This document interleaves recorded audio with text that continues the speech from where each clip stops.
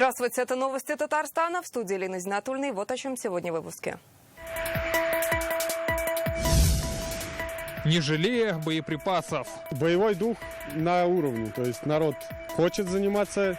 Как в Татарстане проходит подготовка мобилизованных, расскажет Рамиль Галиуллин. Помощь рядом. Любые проблемы, которые возникнут у семей мобилизованных, они будут находить решение. Как в Казани будут помогать семьям мобилизованных, узнал Дмитрий Аренин. 20 лет побед. Это огромный успех для всего татарстанского, и российского спорта. Татарстанский клуб хоккея на траве «Динамо Ак-Барс» чествовали в Казанском Кремле. Эмоции чемпионов увидел Рамиль Шайдуллин. 5 миллионов тонн зерна, свыше 1,5 миллиона тонн сахарной свеклы, более миллиона тонн картофеля и овощей. О рекордах республики Рустам Минниханов сегодня доложил премьеру страны Михаилу Мишустину на агровыставке «Золотая осень» в Москве. Во многом хороших экономических показателей удалось достичь благодаря увеличению лимитов по льготному кредитованию и мерам поддержки в части удобрений. Федеральные субсидии помогают и отрасли животноводства. Как результат, в республике самые высокие надои молока в стране. Что представил Татарстан на золотой осени и что презентовали премьер-министру России в репортаже Дины Газалиевой. Московская область. Выставочный центр парка «Патриот». Здесь проходит одно из главных сельскохозяйственных событий страны. Профессиональная выставка «Золотая осень», 24-я по счету. Регионы представили все, чем богаты и чем особенно гордятся. Лучшее и самое вкусное. Осень – время, чтобы показать то, что удалось вырастить и создать.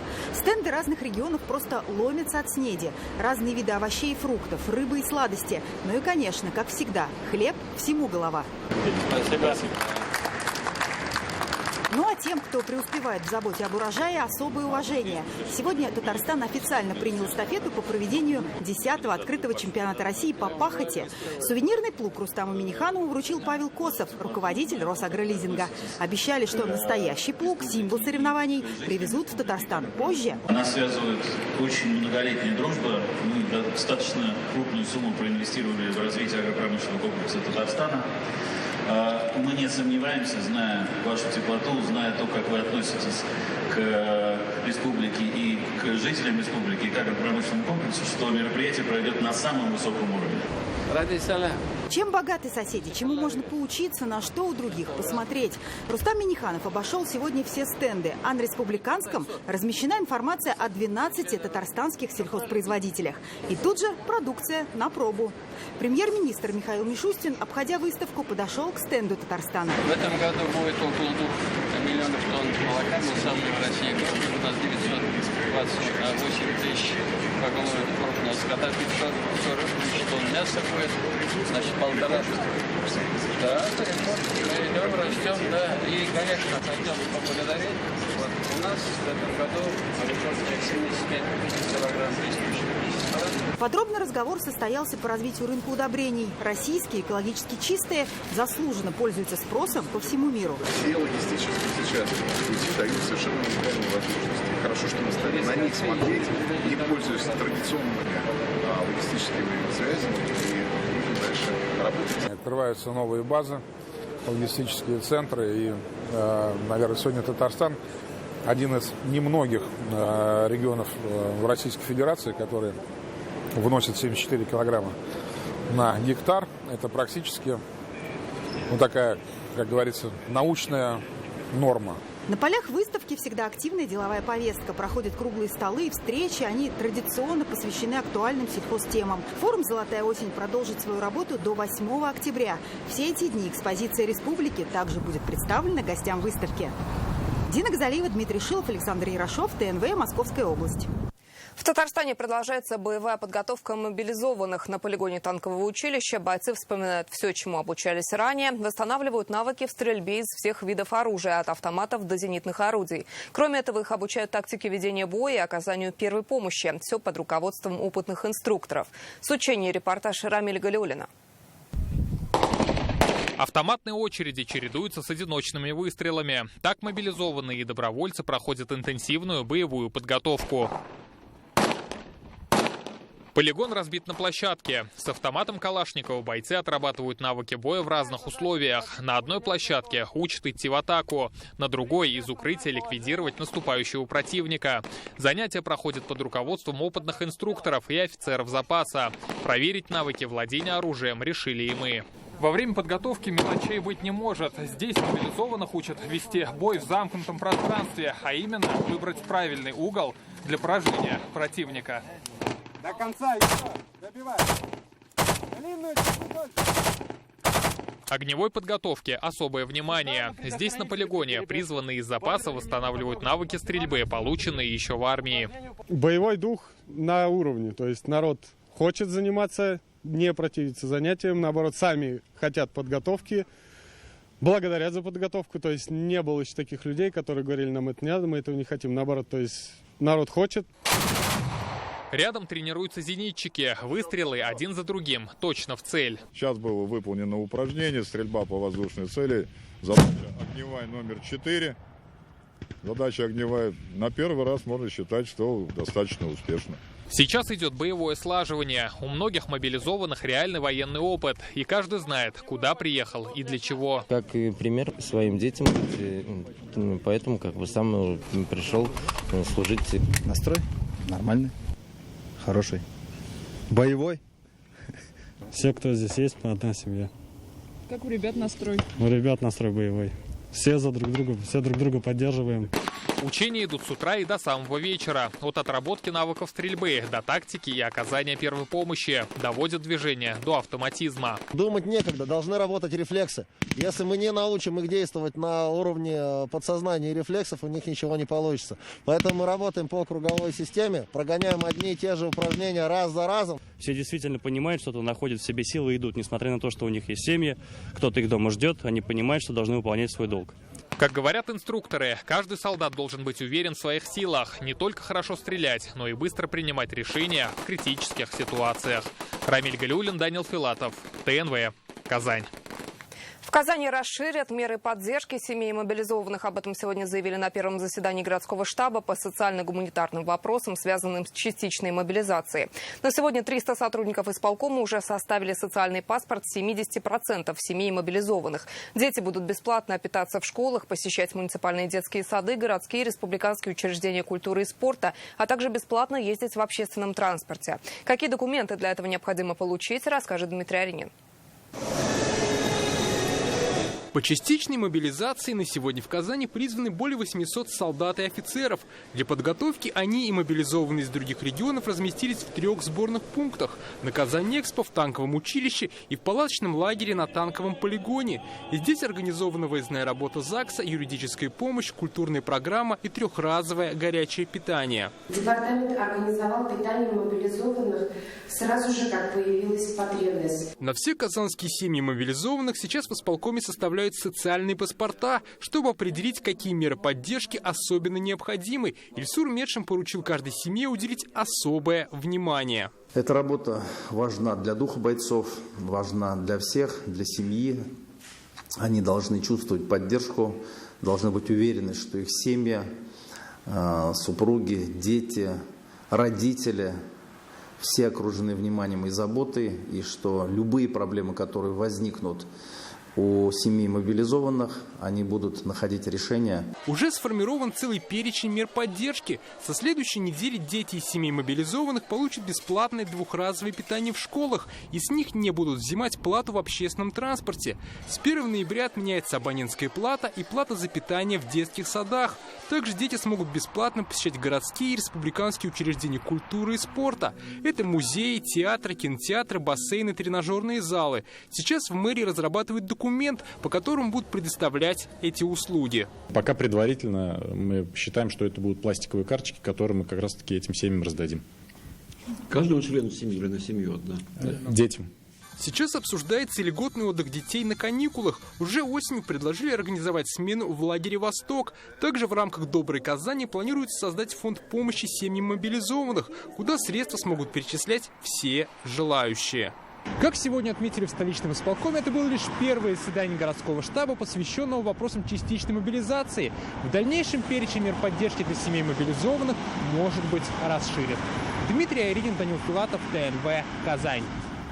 Бюджет республики на следующий год ожидается с дефицитом в 27 миллиардов рублей. Сегодня его проект обсудили на совещании в Кабинете министров. По данным Минфина, в 2023 году доходы консолидированного бюджета составят 394 миллиарда рублей, расходы – 421 миллиард.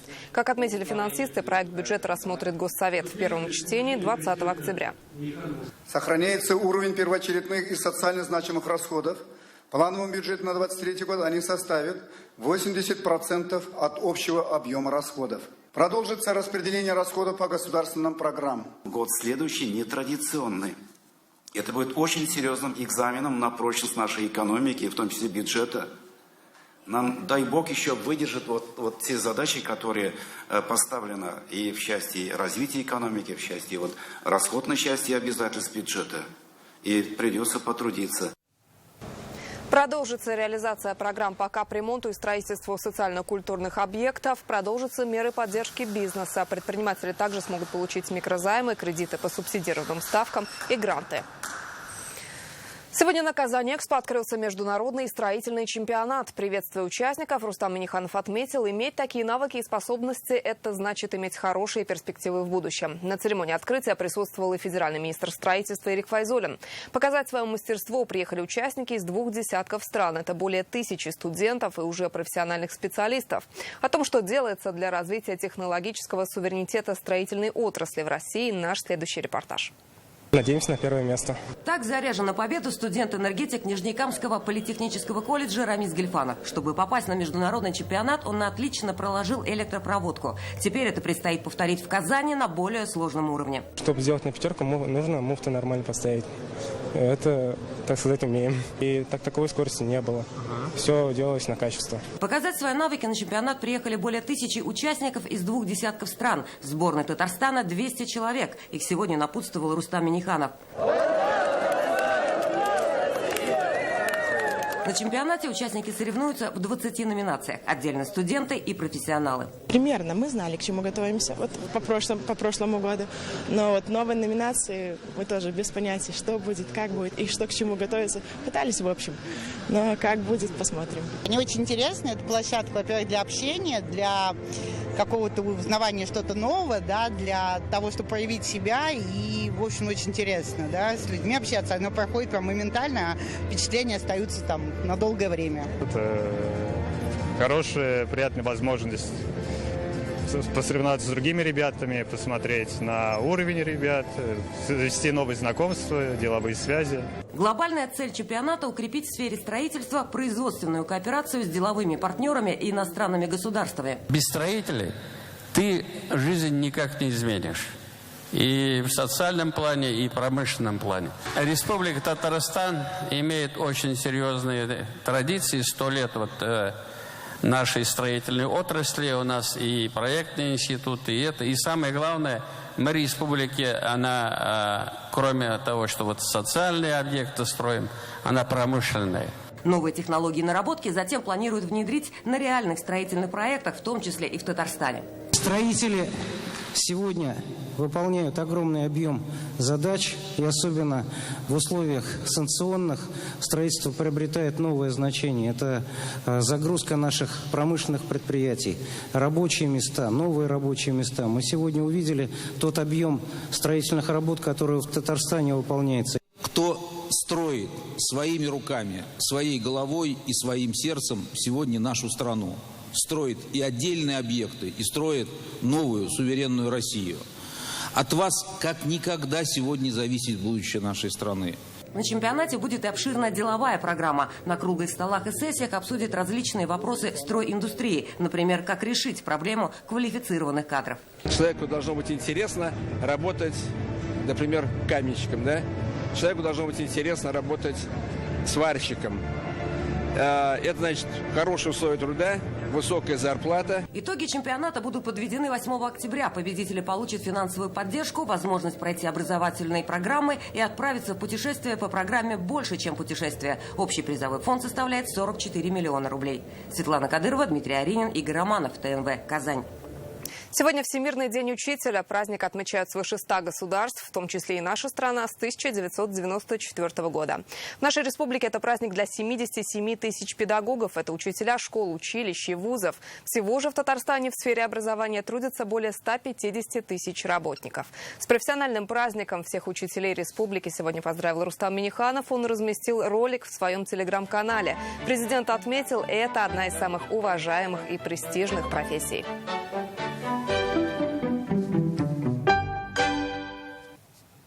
И сегодня учителей республики лично поздравил государственный советник Татарстана Минтимер Шаймиев. Он посетил полилингвальный комплекс «Адамнар», школу будущего, главным идейным вдохновителем которой он является. Здесь работают более 200 учителей, которые учат 3000 учеников. Много это или мало, выяснял Рамиль Шайдулин. 10 класс. 5, да? 10 класс. Нормально идет? Отлично идет. Минтимер Шаймиев приветствует Наримана, ученика школы «Адамнар». Она открылась 2 года назад. Тогда же сюда пришли первые ученики. Сегодня уже прекрасно видно, что они владеют минимум 3 языками – татарским, русским, английским. Эти ребята пока еще в начальных классах. Учатся они пока не так старательно, как старшие товарищи, поэтому оценки разные. Честно признается в этом Минтимеру Шариповичу. А что, у тебя кроме 2 четверок все остальные 5 что ли? Нет. Сколько? Ну, 2 троек меньше всех. Ну, откуда 2 она берется?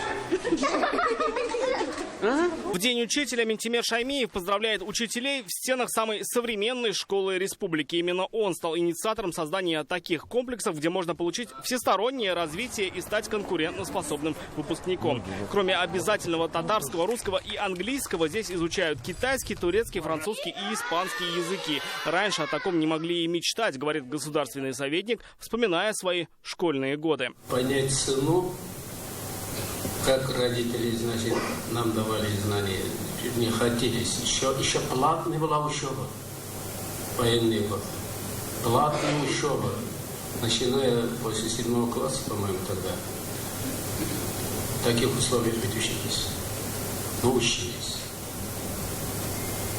Поэтому низкий поклон, огромное спасибо нашим предкам и более древним, значит, поколениям, что они всегда стремились и давали нам знания. В это сложно поверить, но стоит прозвенеть звонку, и в коридоре будет столько ребят, что яблоку негде будет упасть. Только в этой школе учатся более 3000 учеников, и сделать так, чтобы материал усвоил каждый, задача не из простых. Детей много в школе, естественно, много, и нагрузка очень большая у нас.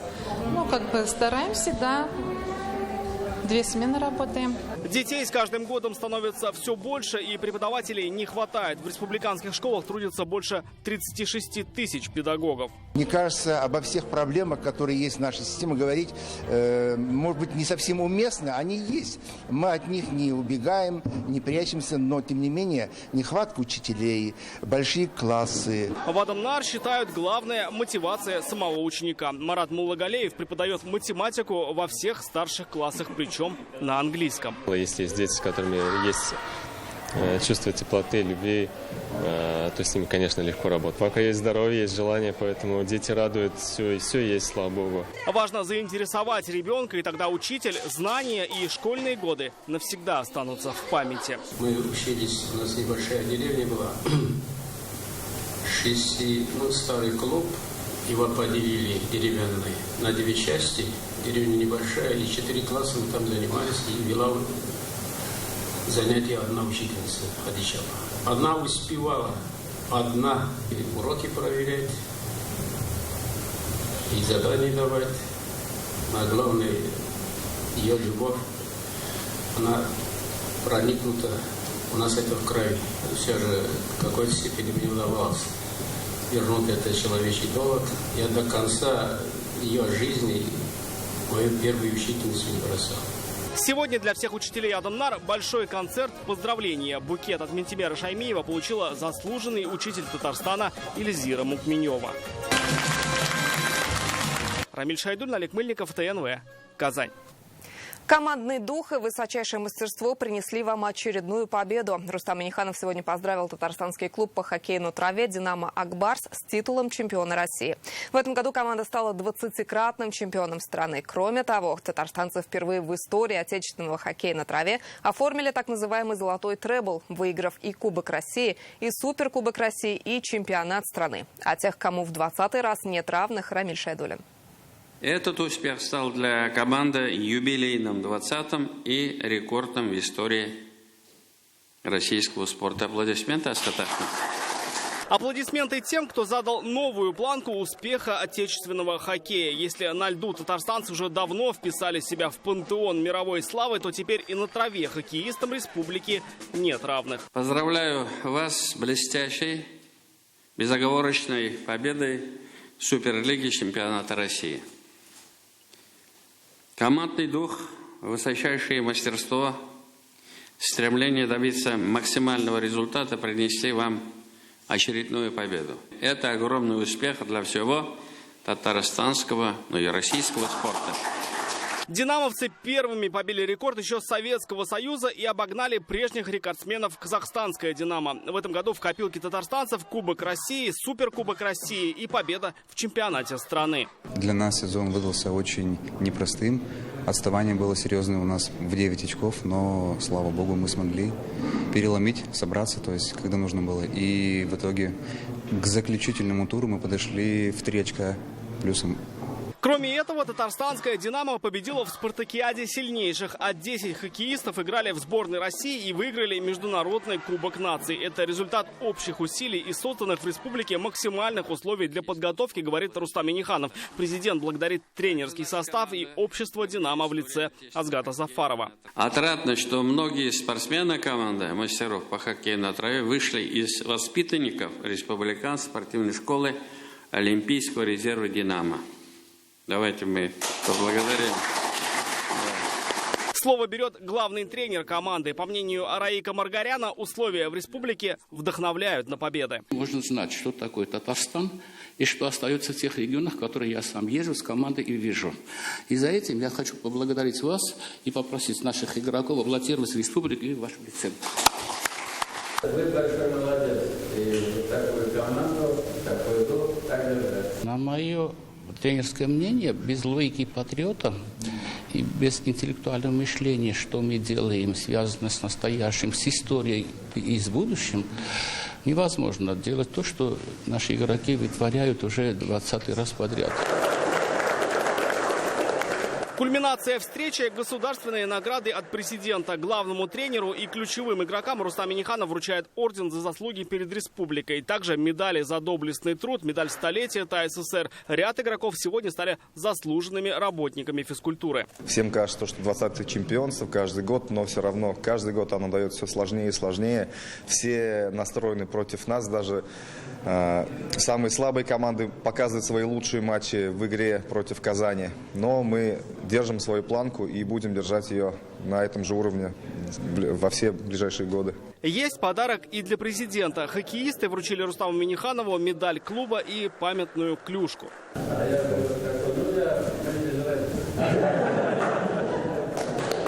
Рамиль Шайдуллин, Игорь Романов, ТНВ, Казань. Почему на фоне дефицита путевок пустуют детские лагеря под Казанью? За 3 года за 3,6 миллиарда рублей в Татарстане отремонтировали 26 лагерей, а места отдыха юных спортсменов остаются заброшенными. Все детали читайте в интернет-газете «Реальное время».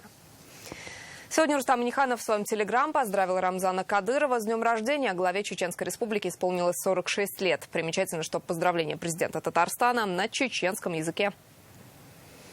Рустама Минниханова и Рамзана Кадырова связывает многолетняя дружба. В этом году президент Татарстана посещал Чечню, а в Казань проезжала делегация из Грозного. Теперь 2 столицы соединил и новый авиарейс. Между Татарстаном и Чечней будут летать самолеты большой вместимости. Раньше приходилось добираться через Москву. Рейсы 2 раза в неделю по вторникам и субботам. Как встречали первых пассажиров нового маршрута и какие направления для татарстанцев будут открыты в будущем, узнал Иван Сарафанов. Это первый самолет, который прибыл в Казань из Грозного. В аэропорту имени Тукая его встречают в соответствии со всеми авиационными традициями, пропуская через водную арку. Это символизирует долговечность рейса. На выходе из самолета первых пассажиров встречают в национальных традициях Татарстана – чак-чаком. На борту 113 человек. Воздушное судно вмещает 180. Среди пассажиров Ахдан Хачмурзаев. Сейчас он летит в Санкт-Петербург, но говорит, что обязательно посетит Казань как турист. Обязательно. Надо посетить Татарстан. Всегда я вот эти книги читал, и мне интересно было. Народ сама. Она очень хорошие люди здесь живут. Мне очень приятно.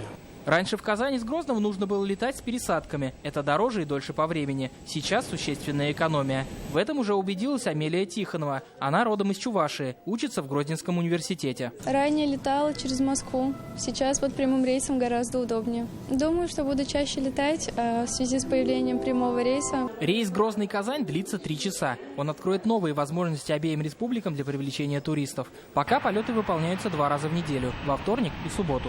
Мы уверены, что количество жителей, побывавших здесь, в Татарстане, будет расти с каждым днем. И, естественно, здорово, что теперь для татарстанцев есть прекрасная возможность слетать в Чечню, посмотреть на красоты Чечни, на горы, на прекрасную природу. Этот рейс открыт на диапазон года на сегодняшний момент. То есть вы можете купить билеты в диапазоне 12 месяцев, включая следующее лето. Вот. А глубина продажи на сегодняшний момент примерно 2-2,5 месяца. Я думаю, что если пойдет динамика бронирования так, как идет сейчас, то ближе к лету мы откроем 3-й рейс. На этом сюрпризы для татарстанских путешественников не закончатся. В ноябре на табло Казанского аэропорта появится еще одно, уже международное направление. Это прямой рейс в Иран, город Тегеран. Иван Сарафанов, Олег Мыльников, ТНВ, Казань. Состояние 2 школьниц из Бугульмы, которые отравились самогоном с высоким содержанием метанола, по-прежнему тяжелое. Одна из них до сих пор в коме на искусственной вентиляции легких. Напомним, инцидент произошел в воскресенье 2 октября. После употребления спиртного школьницам стало плохо. На реанимобиле их доставили в Казань в ДРКБ. Каким образом у девочек оказался самогон, кто его изготовил и продал, сейчас выясняют сотрудники Следственного комитета. Уголовное дело по данному факту пока не возбуждено. Девочки поступили 3 октября, были переведены из ЦРБ в тяжелом состоянии, сразу госпитализированы в реанимационное отделение. В результате проведенных мероприятий один ребенок перевелся уже в наше профильное отделение, а вторая девочка, конечно, еще находится в очень тяжелом состоянии.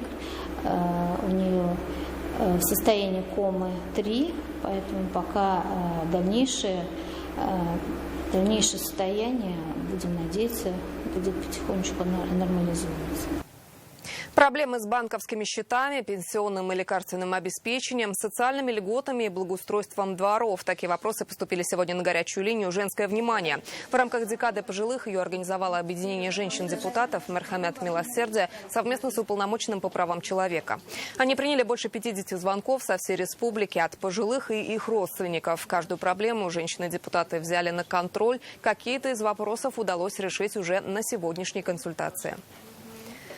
Казань-Оргсинтез развивает промышленный туризм. Во Всемирный день учителя крупнейшее химическое предприятие Татарстана посетили педагоги казанских школ.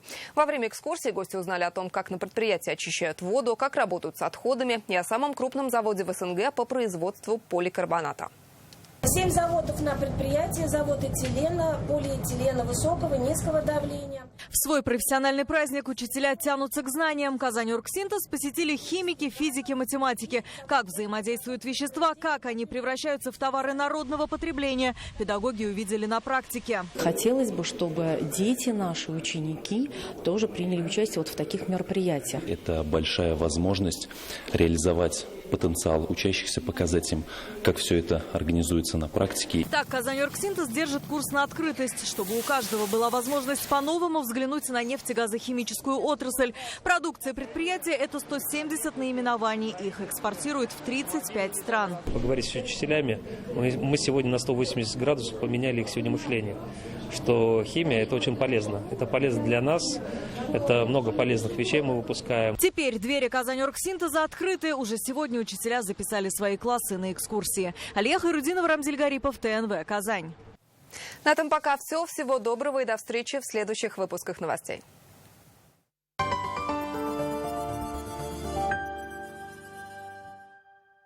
Изысканное меню, стильные интерьеры, атмосфера незабываемого торжества и праздника. Конечно, это сказочно красивые свадьбы в Казанской ривьере. Для тех, кто готов сказать «да». Срочно нужны деньги? Поможем всем, от студентов до пенсионеров. Оформите заявку в офисе вашего города или на сайте центрофинанс.ру. Телефон 8 931 106 54 91.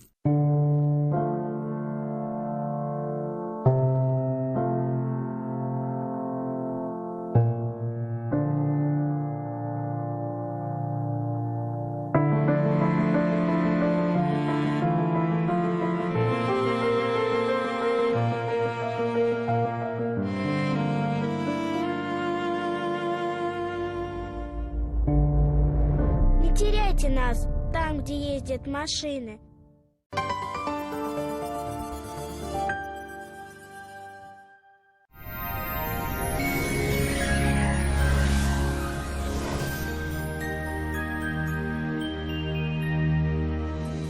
Здравствуйте, в эфире прогноз погоды. С информацией познакомлю вас я, Илья Андреев. Итак, вот что нам ждать 6 октября. По данным сервиса Яндекс.Погода, холодный атмосферный фронт удерживает в Бугульме, Бавлах и Азнакаево неустойчивую пасмурную погоду. В четверг станет прохладнее, днем 10 градусов со знаком плюс. В Набережных Челнах, Нижнекамске и Елабуге пройдут дожди, будет ветрено, ночью 8 и днем около 10 градусов тепла. В Агрызе, Менделеевске, Актаныше дожди, порывистый ветер, днем до 11 градусов тепла. Дождливо и в Варске, Кукмаре, Балтаси, температура и ночью, и днем около 11 градусов со знаком плюс. В Болгаре, Дрожжаном, Буинске облачные дожди, днем ожидается около 10 градусов выше 0. В Альметьевске, Чистополе, Мамадыше облачная погода сохраняется, дожди и порывистый ветер, днем около 11 градусов выше 0. В пятницу сильных изменений в погоде ждать не стоит, текущая метеорологическая ситуация сохраняется. Банк Аверс помогает бизнесу адаптироваться к новым условиям внешнеэкономической деятельности и предлагает бесплатное открытие расчетного счета и сниженную комиссию на международные переводы в турецких лирах, китайских юанях и казахстанских тенге. Банк Аверс помогает бизнесу адаптироваться к новым условиям внешнеэкономической деятельности. Банк расширил возможности по валютному обслуживанию клиентов. В рамках акции «Выгодный ВЭТ для бизнеса» Банк Аверс предлагает бесплатное открытие расчетного счета и сниженную комиссию на международные переводы. Банк Аверс. Надежность имеет традиции. Только в Мазалтов Мэн скидка на костюм 30%, рубашка в подарок и подшив по фигуре совершенно бесплатно. Ждем вас в магазине на Сибгата Хакима 41. В Мазалтов Мэн представлен большой выбор классической мужской одежды и аксессуаров. Сейчас в магазине действуют скидки 30% на первый костюм и 50% на второй костюм. Рубашка в подарок и подшив по фигуре бесплатно. Приходите и порадуйте себя. В Казани облачная и дождливая погода, ветер западный, ночью и днем около 10 градусов выше 0. Атмосферное давление выше нормы, 755 мм ртутного столба, влажность воздуха 86%, магнитное поле Земли спокойное. Если у вас светлые мысли, даже самая ненастная погода не сможет их омрачить. Всего вам доброго и до новых встреч!